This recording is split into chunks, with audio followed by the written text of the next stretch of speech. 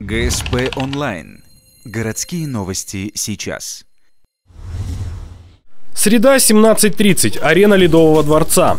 Чемпионат России по хоккею среди женских команд. Арктик Университет принимает Спартак Меркурий из Екатеринбурга. Соперник является аутсайдером турнирной таблицы. В этом сезоне у команды ни одной победы.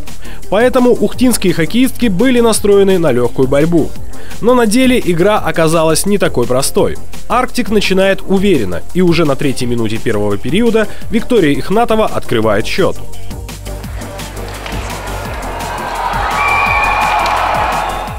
Спартак Меркурий пытается отыграться. То и дело у ворот Арктик Университет возникают острые моменты.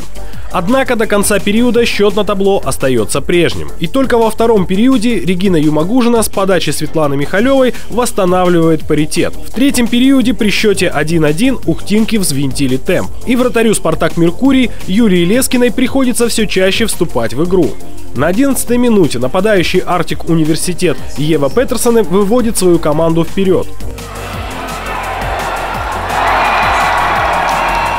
Через 5 минут Фануза Кадирова увеличивает отрыв. Но за 1,5 минуты до конца матча ухтинки пропускают быструю контратаку, и Александра Новожилова использует этот шанс, отправляя в сетку ворот Арктик вторую шайбу.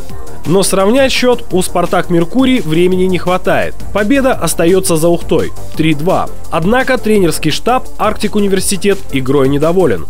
Без разницы, какой соперник на льду.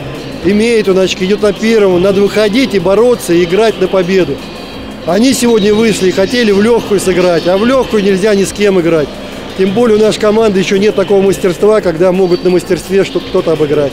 Сергей Столбун пообещал сделать внушение своим воспитанницам. Изменится ли что-то в игре ухтинских хоккеисток, узнаем совсем скоро. Впереди повторная встреча. И как показал сегодняшний матч, борьба легкой не будет.